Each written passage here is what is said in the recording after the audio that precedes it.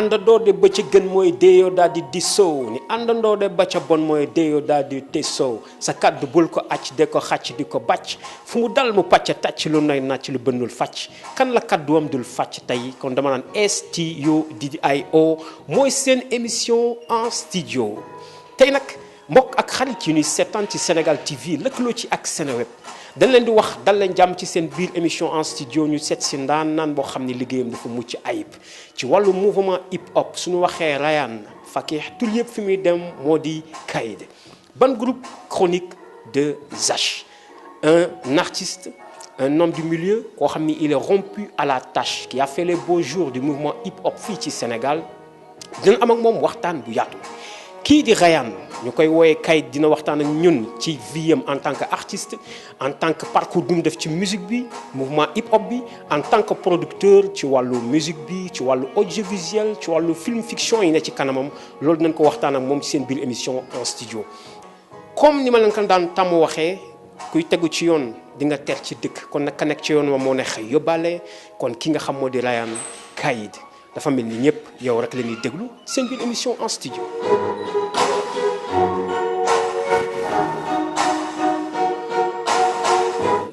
Le début de Rayane dans le monde du showbiz, dans le monde du mouvement hip-hop. D'accord. Bon, moi déjà, en fait, les gens me connaissent plus sous le nom de Kayid. Kayid de Chronique de Zach. Et si vous voulez, Chronique de Zach, on a vraiment été... Bon, c'est un groupe qui existe depuis 97 qu'on a commencé, mais on a vraiment été actif dans le mouvement hip-hop à partir de 2005, où est-ce qu'on a sorti notre premier album. 2006, on a sorti un hors-série. Et après, bon, il faut dire que quand même par rapport à d'autres groupes sénégalais, on se démarquait très facilement parce que bon, je pense que la couleur de peau a joué aussi. C'était pas un avantage, c'était aussi un inconvénient de temps en temps, mais bon, on a géré comme on pouvait. Et après ça, quand même, on a pu voyager très facilement parce qu'on avait un style assez international, parce qu'on faisait de la dancehall. Et on s'est fait beaucoup de contacts, contrairement à beaucoup de groupes qui galèrent à sortir du pays, disons. Et ça nous a amené beaucoup, ça m'a amené à m'intéresser à beaucoup de choses, par exemple à l'état du business en Afrique, le rap en Afrique, comment il évolue. Et je me suis rendu compte de plein de défauts, plein de défauts. Et voilà, donc c'est pourquoi après, à force de voyager en revenant, je me suis intéressé à la production. Et comme j'étais calé aussi en vidéo, parce qu'il faut dire qu'en 97 jusqu'à 2005, on s'est rendu compte que, bon, en termes de vidéo, il n'y avait rien dans le pays. À l'époque, il n'y avait personne qui faisait vraiment des bons clips. Donc moi, je me suis intéressé à ça, j'ai essayé, ça a marché. Et puis, si tu veux, par exemple, on a été les premiers à mettre des logos à la place de numéro de téléphone tel. Ouais, on a été, par exemple, les premiers à se dire, bon, le rap, ça a une image. Il faut qu'on mette des logos. Et on était, par exemple, les premiers aussi en infographie, quand on est arrivé dans le paysage musical, c'était assez pauvre. C'était les gens, ils faisaient une photo, une petite police Alif ou bien je sais pas quelle police Arial ou je sais pas quoi. Et bon, les gens ils s'en foutaient. Et nous quand on est arrivé, on s'est dit bon, il faut qu'on essaye de voir. On a commencé à s'intéresser à l'infographie. Et si tu veux, c'est un peu comme ça que, avec le temps, j'ai quand même acquis pas mal d'expérience au niveau business, hip-hop. Et bon voilà, après je me suis dit il faut que je me lance dans la production parce qu'il y a beaucoup d'artistes qui ont besoin de mon expérience, qui n'ont pas la chance de voyager comme moi j'ai eu à voyager, à apprendre beaucoup de choses. Et ça serait bien que voilà, quand je me tourne du côté production. Après en 2010 on a gagné le Cora qui est là. Donc je vais le montrer un peu à la caméra. Un joli trophée. Merci. Donc le Cora, c'était le Cora du meilleur groupe Raga Dancehall. Et c'était où? C'était au Burkina. Au Burkina, en 2010, voilà, ouais. Et quand on est revenu avec le Cora, on devait gagner de l'argent. Mais finalement, on n'a pas touché. Mais bon, j'avoue que j'ai eu quand même le directeur des Cora qui me dit qu'il va me payer. J'attends toujours, on verra. Bon. Mais c'est comme ça qu'on a eu l'initiative de créer cette compilation New Era. Parce qu'on se disait, on va toucher. Ça serait bien qu'on utilise cette expérience qu'on a pour la partager avec les autres. Parce qu'on a remarqué que depuis plus de 20 ans, dans le rap, personne n'a vraiment tendu la main à la nouvelle génération. Il y a eu des petites actions, il y a eu des parrainages, il y a eu plein de choses, mais il n'y a eu personne qui est vraiment venu tendre la main à la nouvelle génération et faire un geste concret, quoi. La sortie du premier album de Chronique de Zach, c'est en 2005, c'était Jim et moi. Voilà, Jim et Kayid, ça s'appelait Trop de choses à dire. Le premier album, ça a eu un assez bon impact quand même sur le public, surtout international, il faut dire, parce que j'ai l'impression que nos clips passaient plus à l'international qu'au niveau national. Il y avait une certaine boycott quand même, il faut le reconnaître. Ouais, il y avait une boycott de nos collègues. C'était dû à quoi? Dû, je pense, les gens, quand ils voient nos produits, ils se disent qu'on travaille, on est épaulé. On travaille, c'est les gens des États-Unis qui nous font nos trucs. On fait tout nous-mêmes. Ou bien même que oui, ce ne sont pas des gens qui méritent d'être dans le concours du rap parce qu'ils sont financés par leurs parents. Je le dis en face aujourd'hui devant la caméra. On n'a jamais été financé. Moi, mon père n'aime pas le rap. Il a tout fait pour que j'arrête. Quand j'ai ramené un Cora, même pas une semaine, il m'a dit arrête. Et je comprends que c'était un devoir protecteur envers son fils. Ouais, et il m'a bloqué, quoi. Il m'a bloqué dans pas mal de choses, mais je lui en veux pas pour ça, quoi. Moi, j'ai fait ce que j'avais à faire, et puis on a continué, on a persisté, on a été très têtus. Mais ça vaut le coup, je pense. On avait confiance en nous, en fait, depuis le départ. Payer, quoi. Voilà, ouais, ça finit par le payer, exactement.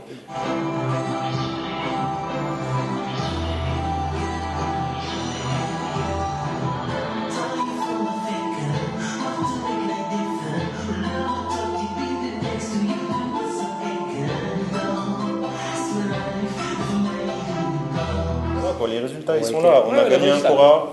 Aujourd'hui, même si c'est pas moi qui ai remporté le tube de l'année, mais je l'ai remporté indirectement, tu vois.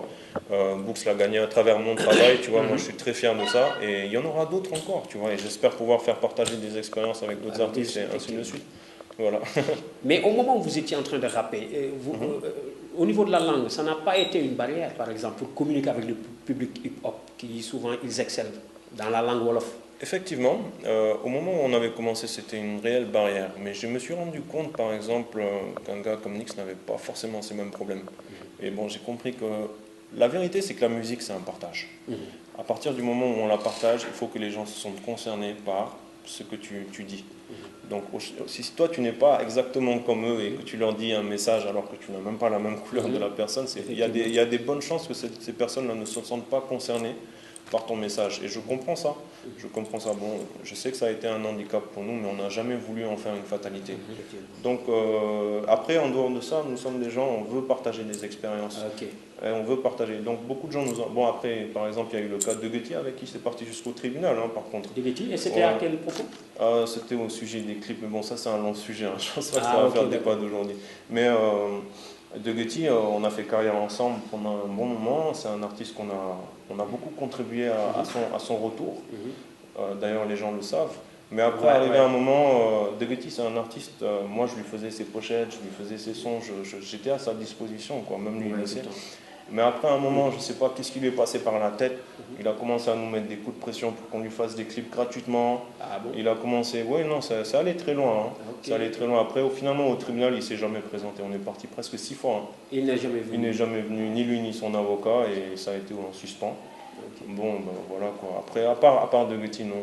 Pas de problème. Non, pas de grands problèmes. Mais sachant qu'on est des protagonistes de la nouvelle génération, on ne traite pas trop avec les anciens. Bien que, par exemple, j'ai récupéré Khuman en signature récemment, sous Two H Music, parce que je considère que Khuman, quand même, est un élément de l'ancienne génération qui devrait aujourd'hui, comment expliquer ça, qui devrait avoir son jour à lui, c'est-à-dire on dit c'est Khuman, quoi. C'est pas, c'est-à-dire il devrait être au top.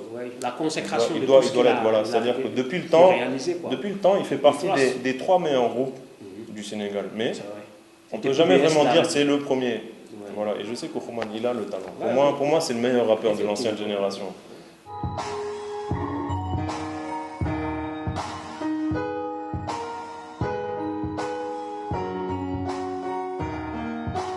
Bon, pour la production aussi, on a vu que vous avez fait un album avec presque la crème de cette nouvelle génération. Je pense à Canabasse, Cooks, Food King Cook, Divas. Divas, Donc, il y en avait plein. Anonymat. Ça s'est passé comment, toute cette organisation-là? Voilà, pour mettre tout le monde dans le même studio, dans le même album. Ça a pris du temps. Hein. Oui, avec les artistes, souvent les hip-hopers, ils ont une autre façon de voir les choses. C'est vrai, en fait. Ici j'ai remarqué que les gens n'investissent que dans des produits qui sont rentables. À juste raison. Hein. À juste raison. Bien que même des fois, la plupart du temps, ces produits ne vont pas être rentables, mais bon, ils sont aveuglés par le fait qu'il faut que je fasse ça. Ils ont du mal à partager. Hein. Et moi, je me suis dit, bon, écoute, il y en a marre, Chronique 2H.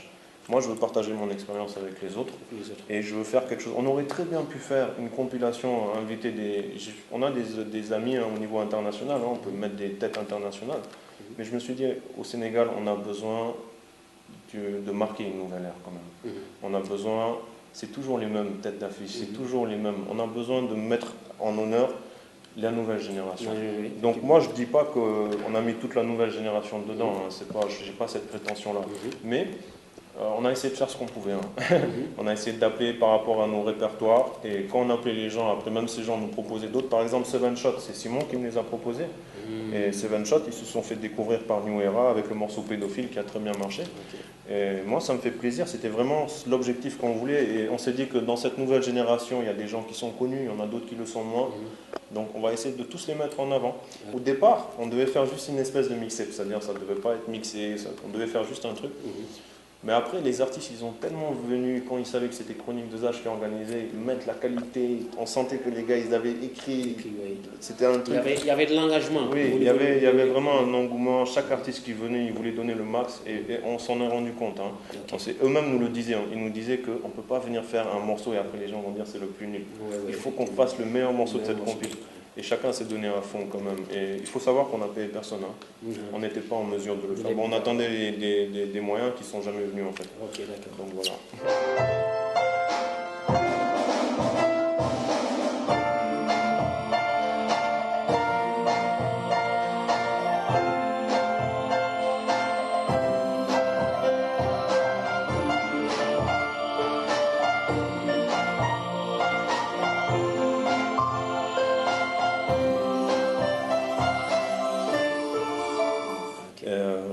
Book, c'est quelqu'un qui a pris beaucoup de maturité depuis Senkumpe. Hein. Je ne le connaissais pas avant New Era. Hein. Je connaissais Senkumpe, j'étais déjà même allé lors du décès de son frère. Juste en tant que, voilà, quoi, en tant que membre du hip-hop, il fallait que j'aille. Je ne le connaissais pas, je suis passé juste comme ça. Et après, quand on a fait la compilation, mon manager m'a dit mais pourquoi tu ne mets pas Book? Je lui ai dit moi, si tu veux le mettre, tu le mets. C'était l'idée de mon manager à la base.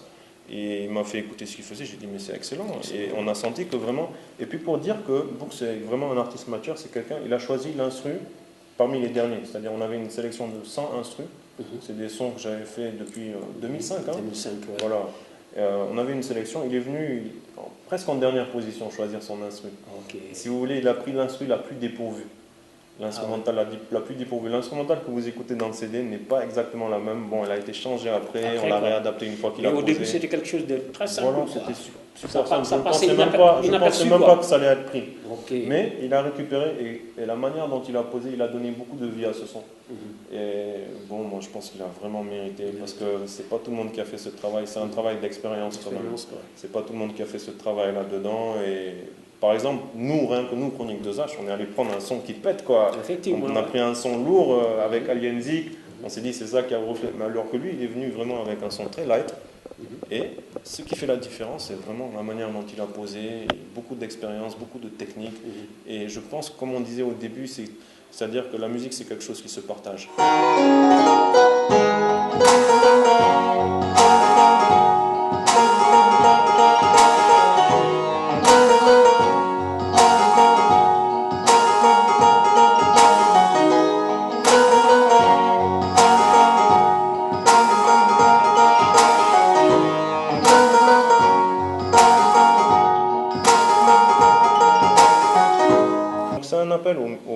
Aux sponsors aussi, que ce soit aussi bien les réseaux que les marques d'électronique et toutes les autres. Le business, ce n'est pas la culture au Sénégal, il faut parler renouvellement culturel. Si on veut que la culture puisse atteindre d'autres pays, il faut parler renouvellement et il faut défendre cette position de renouvellement culturel. La culture, ce n'est pas un trafic d'influence, c'est-à-dire ce n'est pas la même personne, comme elle a de l'influence sur les autres, on va soutenir cette personne-là. Ce n'est pas ça. La culture, c'est quelque chose qui peut attirer le monde entier vers nous, notre culture. Donc, aujourd'hui, le monde entier est composé principalement de jeunes. Voilà, donc c'est pas normal que des jeunes qui sont dans le monde ne se sentent pas concernés par nous, ce qu'on fait, parce que tout simplement, les jeunes qui sont ici n'ont pas la parole. On ne leur donne pas l'occasion d'aller plus loin que ça. Alors que moi, je sais pertinemment, surtout après avoir fait une compilation comme New Era, qu'un international sénégalais, quand je dis un vrai international, c'est-à-dire que même on appelle en Chine, est-ce que tu connais tel Sénégalais, il te dira oui. En ce moment, ce n'est pas le cas. C'est pas le cas. Alors qu'un international américain, vous parlez de lui dans tout le monde, même dans les pays défavorisés, tout le monde le connaît. Quoi. On a des vrais stars chez nous, mais on ne peut pas vraiment parler de ce niveau d'international. Et moi, je sais que dans la nouvelle génération, on a des artistes qui ont le niveau. Mais il faut les soutenir.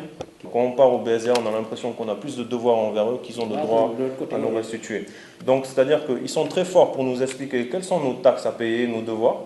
Mais quand il s'agit de récupérer de l'argent, des droits et de défendre nos droits, c'est un autre discours, c'est une autre façon de parler. Voilà, comme par exemple, là, je me suis un peu renseigné après New Era, je me suis rendu compte, on nous a dit que oui, les télévisions versent un certain pourcentage qui est le nombre de 6%, je pense, si je ne me trompe pas, de leur budget publicitaire de toute l'année.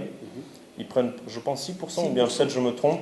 Et après, ces 6% sont déversés entre tous les clips qui sont passés. Donc je comprends aujourd'hui, après presque 15 ans de carrière, une des raisons pourquoi le rap n'avance pas. Et ce que je ne comprends pas par contre, c'est pourquoi le BSDA n'a jamais demandé quel artiste a signé, j'accepte de prendre 6% divisé. Personne ne l'a fait. Mais pourquoi le BSDA, que nous les artistes ont fait nourrir, que s'ils ont des voitures, c'est grâce à nous. D'ailleurs, je veux dire, c'est une sorte de politique, un gouvernement qui existe que pour les artistes. Pourquoi ce gouvernement existe mais il ne défend pas les droits? Pourquoi ils ne remettent pas en valeur ce pourcentage-là? Pourquoi ils ne s'arrangent pas à ce que les artistes de la nouvelle génération aient plus facilement un business florissant? Ok, donc en grosso modo, on te remercie. C'est moi. Quelques mots par rapport à Sénégal TV? Alors, moi j'encourage vraiment, vraiment parce que comment les choses se sont passées, déjà comment on s'est rencontrés, même par rapport à Books, qui m'a dit que vous avez fait beaucoup d'interviews sur lui, et moi je suis vraiment content de savoir qu'il y a des gens qui prennent leurs propres moyens, des privés quoi, qui prennent par leurs propres moyens, qui se mobilisent et qui favorisent la communication entre nous, pour nous les artistes quoi. Et ça franchement je vous félicite les gars, je ne saurais qu'encourager et puis aider même si je peux, je sais pas, vous avez toute ma disponibilité pour ça. Oui, en 2 ou 3 mots, qu'est-ce que vous dites pour Sénégal TV? Un gros big up. Oui. Gros big up alors. Sénégal TV, gros big up. Gros big up. Jaajëf. 2H. Jarama. Yeah. Jarama.